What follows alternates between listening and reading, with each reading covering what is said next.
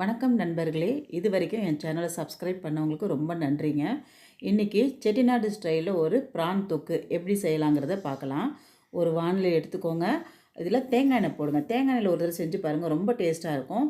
நல்லா 2-3 குழிக்கரண்டி தேங்காய் எண்ணெய் போட்டுக்கோங்க. போட்டுட்டு கொஞ்சம் சீரகம் போட்டுக்கோங்க, அதுதான் தாளிப்பு. நாங்கள் இதில் கடுகு உளுத்தம் பருப்பு போட மாட்டோம், சீரகம் போட்டு தான் தாளிச்சிட்டு இந்த வெங்காயத்தை நல்லா வதக்கிக்கோங்க. வெங்காயம் ஓரளவுக்கு நல்லா வதங்கி வரும்போது வெங்காயம் இந்த அளவுக்கு பாதியாக வதங்கணும். வதங்கினதுக்கப்புறமா இதில் இஞ்சி பூண்டு பேஸ்ட் ஆட் பண்ணிக்கோங்க. இஞ்சி பூண்டு போட்டு அதையும் நல்லா ஒரு வதக்கிட்டு அப்புறமா தக்காளி போட்டுக்கோங்க. இந்த தொக்கு மாதிரி நம்ம செய்யும் போது எப்பயுமே தக்காளி கொஞ்சம் வெங்காயத்தை விட கொஞ்சம் கூட ஆட் பண்ணணும். அந்த புளிப்புத்தன்மை அப்போ தான் நல்லாயிருக்கும். இதுக்கு தேவையான அளவுக்கு சால்ட்டும் அப்புறமா கொஞ்சம் மஞ்சத்தூள் போட்டுக்கோங்க. இப்போ இந்த தக்காளி நல்லா வதங்கி நல்லா ஸ்மாஷ் ஆகிற அளவுக்கு நல்லா பொறுமையாக கொஞ்சம் வதக்கணும். தக்காளி வதங்கி வர்றதுக்கு இந்த உப்பு மஞ்சத்தூளும் ஹெல்ப் பண்ணணும். இப்போ ப்ரான்ஸ் நான் ஒரு பவுல் அளவுக்கு ப்ரான்ஸை க்ளீன் பண்ணி வச்சுருக்கிறேன் நான். பார்த்திங்களா, இப்போ தக்காளி கொஞ்சம் கொஞ்சமாக வதங்குது. முதல்ல போட்டதுக்கு இப்போ எந்த அளவுக்கு பாதியாக வதங்கிடுச்சு பார்த்திங்களா. இன்னும் கொஞ்சம் வதங்கணும்.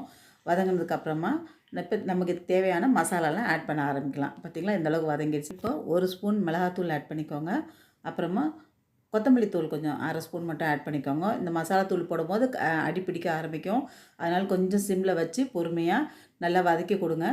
இந்த வெங்காயம், தக்காளி, இஞ்சி பூண்டு அப்புறம் நம்ம சேர்த்துருக்க மசாலா எல்லாம் நல்லா வதங்கி வர நேரத்தில் ஒரு கைப்பிடி அளவுக்கு கொத்தமல்லி தாராளமாகவே போடுங்க. கொத்தமல்லி வாசனை முதலே இந்த டிஷ்ஷில் இறக்கிடுங்க, அது நல்லாயிருக்கும். கடைசியில் போடுறத விட முதலே போட்டுருங்க. இந்த கொத்தமல்லி ஈரத்தினால என்ன ஆகும், இப்போ அடி ஒட்டாது நமக்கு. பார்த்திங்களா, அடியே ஒட்டாது. அந்த அந்த ட்ரைனஸ் இருந்துச்சுல அது கொஞ்சம் போய் இந்த கொத்தமல்லியும் வதங்கிடும்.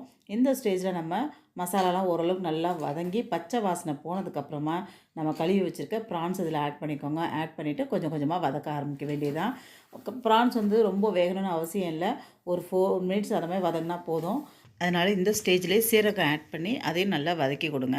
இப்போ இந்த ப்ரான்ஸ் ஓரளவுக்கு நல்லா வெந்து இந்த சீரகம் மசாலா எல்லாம் ஒன்றா சேர்ந்ததுக்கப்புறமா கடைசியாக 1 ஸ்பூன்னா ஒரு 1/2 ஸ்பூன் பெப்பர் ஆட் பண்ணிக்கோங்க. இந்த சீரகம் பெப்பர் தான் இந்த டிஷ்ஷுக்கே ஸ்பெஷல் டேஸ்ட்டு கொடுக்குறது. இப்போ பெப்பர் ஆட் பண்ணிவிட்டு அதையும் ஒரு கிண்டிட்டிங்கன்னா நம்மளோட செட்டிநாடு ஸ்டைல் ப்ரான் தொக்கு தயார். நல்லா சூடாக ஒரு ரசம் வச்சு இந்த தொக்கு வச்சு சாப்பிட்டிங்கன்னா அவ்வளோ ருசியாக இருக்கும். இந்த வீடியோ உங்களுக்கு பிடிச்சிருந்தா லைக் பண்ணுங்கள், ஷேர் பண்ணுங்கள், சப்ஸ்கிரைப் பண்ணுங்கள் and stay connected and thanks for வாட்சிங்.